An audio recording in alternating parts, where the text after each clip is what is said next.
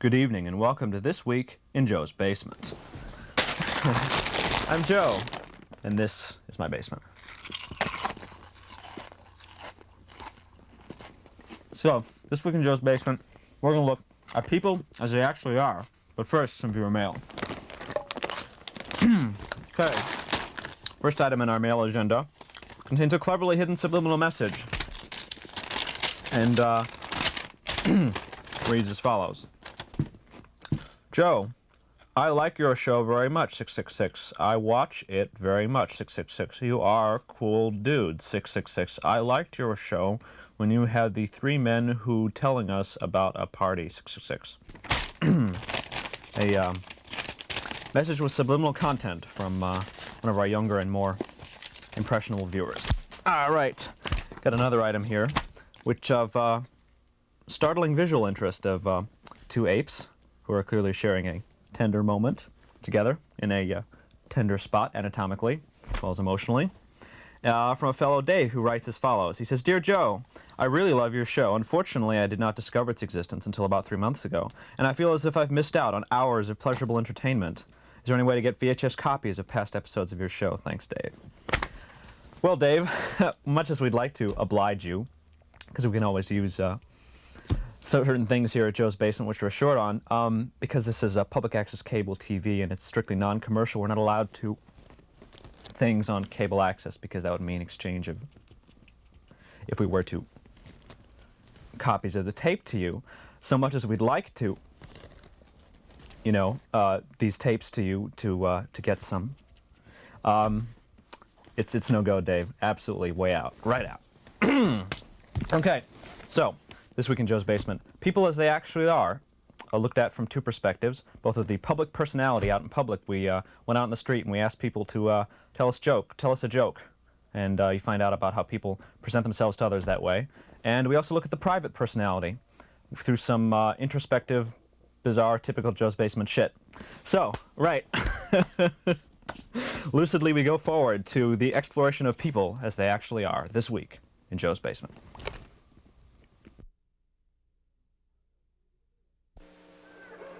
I thought this is ridiculous. You laid a mine right in front of the entrance. I cannot get out. That's right. It's just ridiculous to get a cope with it. It's life. It's really stupid because it took me a couple of seconds to realize that, so I waited around with my clock was running before killing myself in order to get out. You slime bucket. Excuse me? I said slime bucket. Fuck you. Oh, you know what's really cool? When I was playing Cyclone earlier, I got the ball stuck.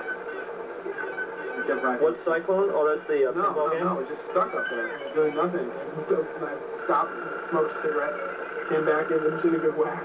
Filled it. It's best you get the ball stuck in, bumper so it starts cracking. Well, it won't stay still, though, but the bumper is by definition. One little corner of it. One other fall down. Yeah, in general, I will. Sorry about that. I'll try to do better in the future. Well, if you don't, we'll find you. And we'll kill you. Well, that's the main thing, not being found. How not so soon? A documentary in 6 parts. We can only find 3, though. So we're going to show you those.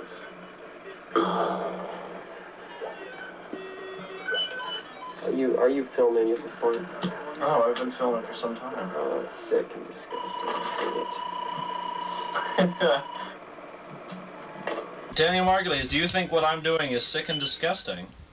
I don't know. I can't see what you're doing. I'm way too busy playing this game. Fair enough. Why aren't you playing Ancient Art of War? Well, if that isn't a mandate, I don't know what is. The question is, do you think what I'm doing is sick and disgusting? 12 seconds, wave 22.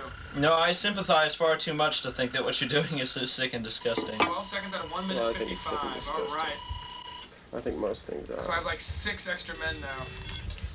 Do you think sex is dirty? Well, only if you're doing it right. At its best.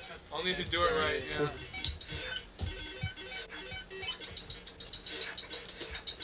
I think I'm discovering why home video is such shit. Because it's so much fun to do that you just diddle around like I am right now. Alright, what does a woman and the oven have in common? I give up what? Both of them gotta get hot before you stick the meat in. Yeah. Crowd went wild on that one. What's the difference between a Porsche and a porcupine? What is the difference between a Porsche and a porcupine? On a porcupine, the pricks are on the outside. George Bush got into an accident, a car accident, went into a coma for 3 years. After he came out of the coma, the first question he asked was, well, how's things in the United States of America? His aide told him, oh, you don't have a thing to worry about, Mr. President. Danny Boy's got things under control, meaning Dan Quayle, the VP. And Bush's first reaction was, oh yeah, how many yen to a gallon of gas these days? I'm the joke teller here. Okay, there's this kid named Kenny, and he loves the circus. He loves everything about the circus. He reads about the circus. He gets all sorts of books. He loves the clowns. He loves the elephants. He loves everything about it. And he can't wait. And one day he hears that the circus is coming to town. And he gets all psyched up. And he goes down to the box office 3 months in advance. He says, I want the best seat in the house. I want section 6, row A, seat 1. So they're like, well, okay, kid. I mean, it's kind of early, but sure, fine. So he's waiting. It's 3 months, and he can't wait, and he can't wait. And finally, the day comes. He gets to the circus 6 hours before it starts. He buys popcorn. He buys cotton candy. He goes nuts. He's sitting in his seat. He's in the best seat in the house. He can't wait. And he's waiting, and he's waiting. And finally, all the animals start coming out. And a little car drives up. 13 clowns jump out. And the head clown walks over. And he puts a horse's head on one of the clowns. And the head clown says, ladies and gentlemen, with a person in section 6, row A, seat 1, please stand up. And Kenny's like, it's me. I'm going to be in the circus. I can't believe it. Oh, my God. So he stands up, and he's ready.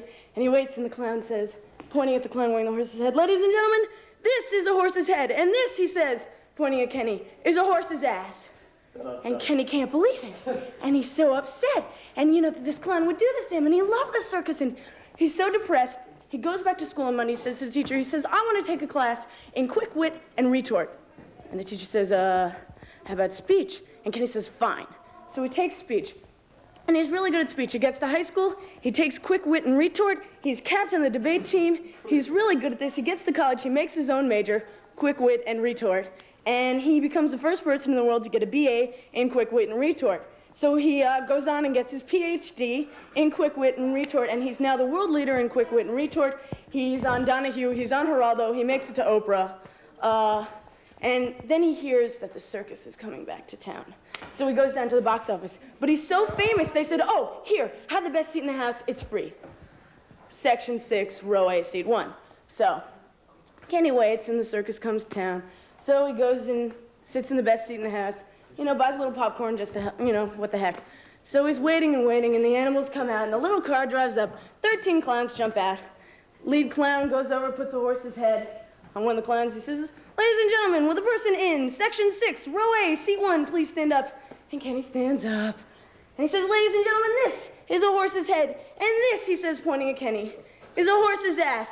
And Kenny, the world leader in quick wit and retort, stands there and goes, fuck you, clown! That's my joke. I have a joke, which you've all heard. It's a Lee Weiner joke. So what do you say? Do I deserve an HBO comedy special or what? Come on, But man. it's a Mr. Osada joke. It's not original. I think half the shit they do on HBO is original? Well, It's only original if you haven't heard it before. Come that's on. true. Man, you have to start writing your own material. You have to play for the audience. I can't write my own Next time material. you do a I suck Mr. at writing Osada my joke, material. make it, you know, about Mr. Osada. It's not that hard. And here's the best part. Stories about your friends, you know? Yeah. So I have this friend named Big John, and he's about, you know. About 6'40". Yeah. He says, my God, that's moose turd pie. It's a good one, though. Now, Paul, tell your joke. Tell your Liz Weiner joke. It's a Lee Weiner joke. Lee Weiner? Lee Weiner. Not Liz Weiner? Lee Weiner was fat, loathsome He's gentleman. the one who's talking. You should be looking at him. Yeah, but you know, we're getting audience reaction shots now. Okay. I mean, that's what we're... See, right, we'll, as a general we'll cut in. As a general rule of thumb, audience reaction shots should be no longer than 1/10 of the length of the entire segment. Well, yeah, but what we'll do is we'll cut in those audience reaction shots. Whatsoever. Sure we do. This is video. You know, you just used two...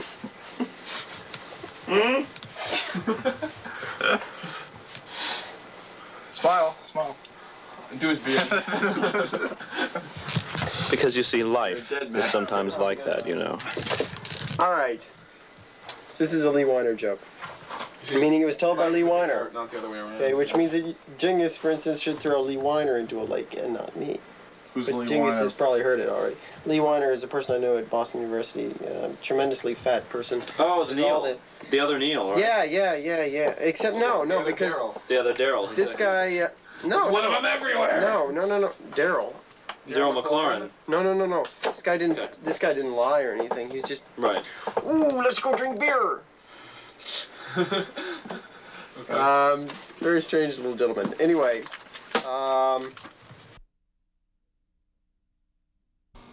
Have you ever really considered defense? Self-defense, personal defense. What's he doing? Self-preservation. Is that his stomach? As just not too long ago, my friend Jengis was saying, Jengis, yeah. 8 quadrants. Damn, how did I do that? Now I've got one in isolation. Fuck it, kill them, die. Oh, that's violent. And this got me thinking about defense, preparation in case of personal attack. Self-defense. So I've been sitting here, taking the tobacco from the cigarette and sticking it onto the bottom of this piece of tape. Right on the bottom, huh? That's a pretty good idea. Which has absolutely nothing to do with defense. Oh, why should it? But it is a fascinating, conjecture, because glad he put his stomach as I was away. doing this, I noticed that the sweater actually has many hairs. My hairs sticking to it. So I've begun sticking the hairs to the tape over here. Yeah, he's right. And tobacco, I've been concentrating on this side. Polarity. It's a very scientific thing.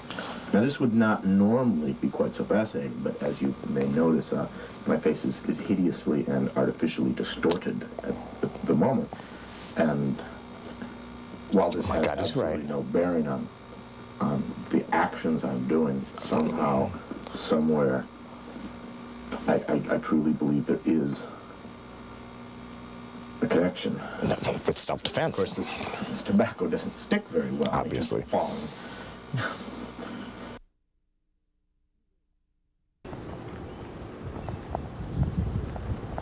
excuse me. Do you mind if we tape you? Why? Well, we actually want to ask you a joke. We want to ask you if you know any jokes. I don't. You don't? No. You sure? I'm sure. I just forgot every joke. Isn't it horrible that way? It's horrible. You know? If you was up in the tree with a fag, would you get down? If you was up in the tree with a fag, would you get down? Would you get down? Yes. Oh! You'll get down!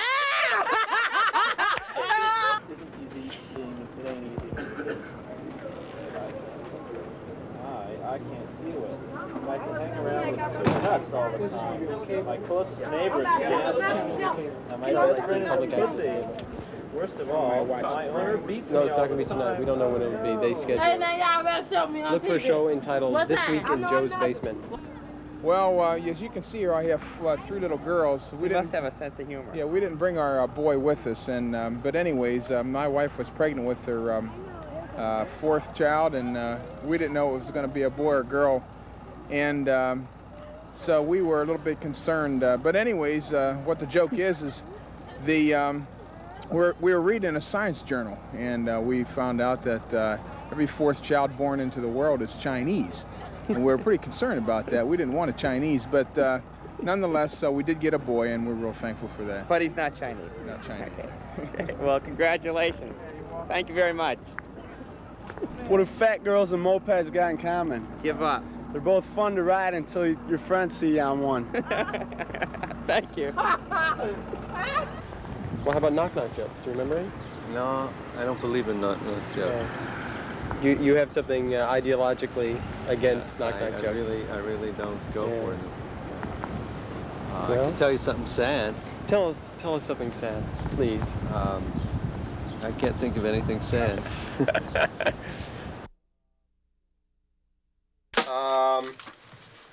What was I saying? Oh, yes. String walks into a bar. Everyone remembers this? What walks into a bar? String walks into a bar. Oh, yeah, I know this one. String walks into String a bar. walks into the bar. Walks up to the bar. He sits down at Read the this bar. thing in here about the Kennedy assassination? Maybe. I've heard all sorts of things about it. I mean, you think that's where you get the idea that the CIA was dealing with Oswald? That's what I mentioned. Look it up.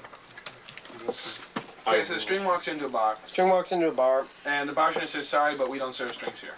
Right? Well, actually, I hadn't gotten to that point yet, but, You guys can tell this Hey, you gonna let me tell it? Are you gonna let me tell it? Yeah. All right, so, bartender says, sorry, we don't serve strings here. I was getting to that, he said. And, so, the string goes, in typical Lee Weiner fashion, he goes, and, so the string walks away. Only he doesn't walk out of the bar, he walks into the men's room. And he looks at the mirror and thinks for a second. He takes a big comb out of his stringy little pocket. And he musses the top of the string, of himself, that is to say. He musses the top, he frays it. Is he a string, or is he twine, or is he rope? Well, he's twine, really. Well, yes, he's twine. Sort of hemp, in fact, he's hemp.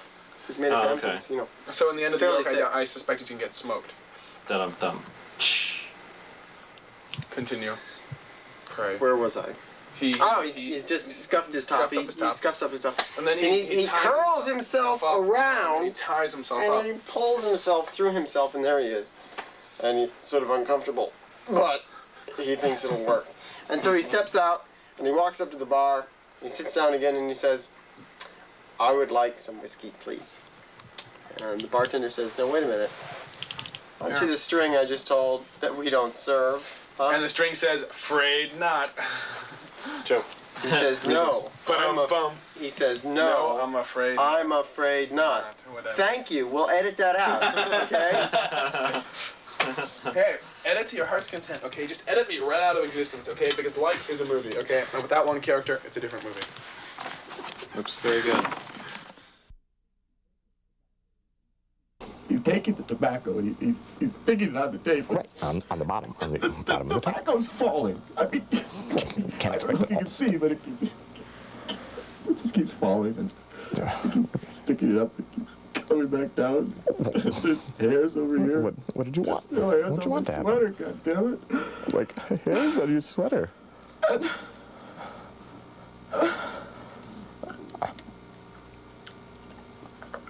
Defense. Defense, yes. Preservation. That was what we were talking about. Self-preservation. I have a pimple here, just a small one. But the more I scratch it, the redder it gets. And the redder it gets, the more I scratch it. And but I've been scratching mine. Falling. There's almost none left of the cigarette. It's going to be a lot of fun to smoke this cigarette. There's nothing in it. Smoke air. Right. Air is good. Air and paper. Very healthy. Paper air. Air in paper. It's like there's a concept in it. Water coolers. It's like when you go to the office water cooler. You have one of those. What did I tell you? Water coolers. Sort of cone-shaped paper cups. And let's say you pulled one down and there was no water. You would just have this container of air. Of course, if you had tape, you could tape it on your forehead and look sort of like a unicorn. If you had several cups with quite a bit of tape, you could tape them all over your face. You'd probably be a lot more interested than what I've done to my face. Well, obviously. Too many on it would obstruct your view, and you'd have an awful hard time seeing the tobacco. Oh, and then how could you stick it on the tape? And, you know, there's always the communists. Oh, the communists. Ooh. What about those communists? I was wondering when you get around to that. Well, that was the end of the monologue. I got on the bus on 67th Street. Ever heard of the It's long. Hang on, wait a minute. It's long. And I got on with the blind man. And then we hit 71st Street. Then I got on with folks. Shut up, man. I know that joke. I got on with the I forgot it. I know it. Deaf man. Blind man, deaf man. And one couldn't walk, I think. Right. Y'all just make the joke so boring. So what? We got I don't know it. I got a joke. Your motherfucking mama so damn fat, the bitch wear a microwave for a beeper. Your old girl, so all her birth certificate expired. I told your old girl at the age she died. I told your old girl at the age she died on me. Okay, well, this is a 96-year-old man goes to the doctor for his annual checkup, and he goes through his checkup. The doctor says, everything looks great, you're in perfect shape, come back and see me again next year. And the guy says, next year? He says, I'm 96 years old, I don't buy green bananas. Thank you very much. I have to tell you, that's not my own joke. That's okay. You have to blame it on someone. Someone asked Donna Rice between George Bush and Gary Hart, whom we prefer. And she said, well, in my heart I like Bush, but in the bush I like Hart. Very good. Excellent. Anything. We would like to hear a joke. Oh no, that's too simple for the University of Chicago. Obviously, you want some kind of a political opinion on the State of the Union or something like that. No, we're here for trivial things. Are you really? Yes, we are. Are you the trivial channel? Really? Yes, we are. Oh, As a matter of fact, I think the people's jokes are much more interesting and important than their political opinions anyway. Don't you realize that politics is a joke anyway? The biggest one of them all? Absolutely, except that most jokes that people tell are much funnier and more interesting. As we take a closer look here at Figure 12, we begin to understand the Lorentz contraction and retardation of moving clocks in four-dimensional representation. Any event which takes place on the x-axis in the system of inertia S is represented by a point in the x sub 1, x sub 4 plane in 3+1 space, which is drawn as if the time variables x sub 4, x prime sub 4, and the angle theta were real. Gives an illustration of the Lorentz contraction and the retardation of clocks.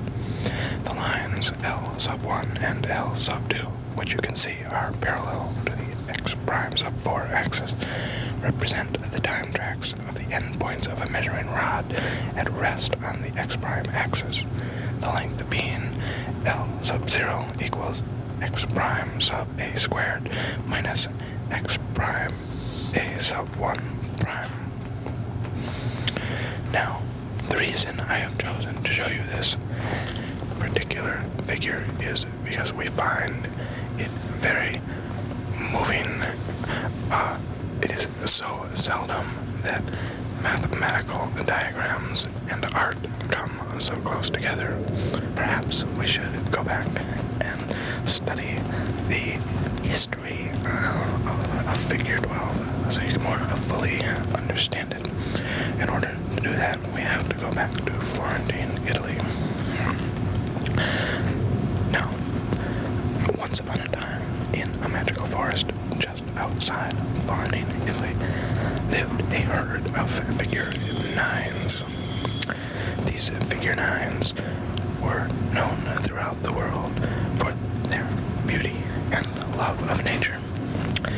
They coexisted happily with the other elves and fairies in the forest. One day, however, as Robin Hood was passing through the forest, stealing from the lame to give to the mimes, the figure 9s confronted him, and Little John slew them all. So they obviously had to evolve into figure 10s. Now, in order to more fully understand that, the evolution from a figure 9 to figure 10, We probably need to babble incoherently for several minutes. Okay, so just get me to the punch on another time. joke. This is bartender, okay? Wait a minute, is this the same bear joke? No, different bear joke. Different. It's in fact not a bear joke at all. Okay. Oh, I have a horrible It's a joke. Mr. That's all I Osada can joke, do, in fact, which is much, much worse. Oh no! I gotta get ready for this. Well, tell me when you're ready. Meanwhile, I have a joke now. I gotta put on the HBO Okay. comedy special look. Hold on a second. Well, how long will it take? About 5 more seconds. Okay. He's got it. Okay, way to start. Okay, now I'm ready. I recognize that look. Okay, there's this guy, okay, late 1800s, early 1800s, let's make it just for hell, because the early 1800s are a much nicer time. He was from Chicago, and he was working his way out west to California, and he was having to stop by working in Arizona, and got work in a small bar in a small mining town, old mining town, almost deserted. All that was left is the old grizzled miners, you know. First day of work, bar is real dirty, real nasty, and all these old grizzled miners drinking real hard liquor and getting blind, stinking stinko, you know. And he's been there for about 2 or 3 hours working. What are you building? All of a sudden, one really old, really grizzled, really dirty miner just runs in through the swinging doors and starts screaming, "Big John's coming to town! Big John's coming to town!" And all of a sudden, all these miners just split. They run out through the doors, through the windows, through the walls, any way they possibly can, you know. About 15 seconds, all that's left is this guy Stan and this one really old, really grizzled miner. And the old grizzled miner turns to Stan and says, "Come on, get out of here! Haven't you heard? Big John's coming to town!" Then he runs out through a big plate glass window, you know. And Stan's like, "What is this Big John shit? You know, I'm a bartender. No one's gonna fuck with me." Besides, he's got his rifle underneath the bar, and he figures he's safe. So he starts cleaning up the mess that all these old grizzled miners have left, cleaning off the bar and putting away all the glasses and the bottles. After about 5 minutes, the ground starts to shake a little bit. The glasses on the shelves starting to clink together, and after about 10 minutes, bottles are beginning to fall off of the shelves on the walls. And he goes outside and looks off out in the horizon. There's this cloud of dust. The cloud of dust gets bigger and bigger and bigger, and the ground starts shaking more and more, and pictures start falling off the walls. And after a while, the cloud of dust resolves itself into a man riding a Brahma bull and whipping it with a snake. And he pulls into town, and he pulls back on the reins in the bull screeches to a halt. And he takes the snake, and he ties it up in a ball, and he just tosses it away, blocks and blocks it flies. And he hops off the bull and turns on, and he slugs the bull, and the bull just drops over dead on the sidewalk.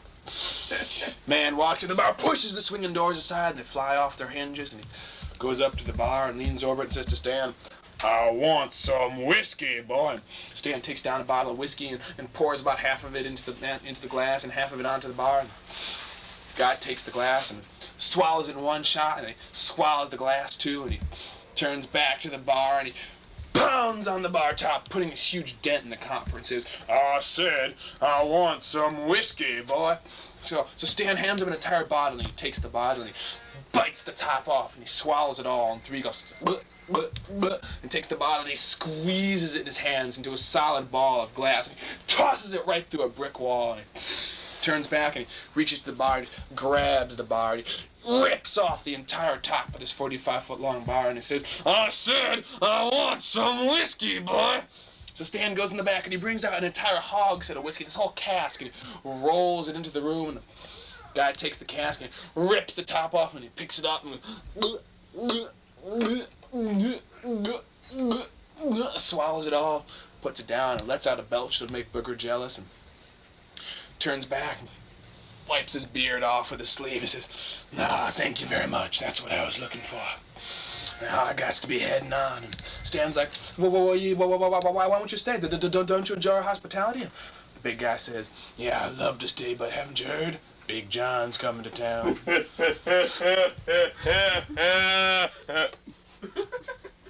Excuse me. The audience reaction. The audience suddenly becomes self-conscious. I have a joke, which you've all heard. It's a Lee Weiner joke. So what do you say? Do I deserve an HBO comedy special or what? Come on.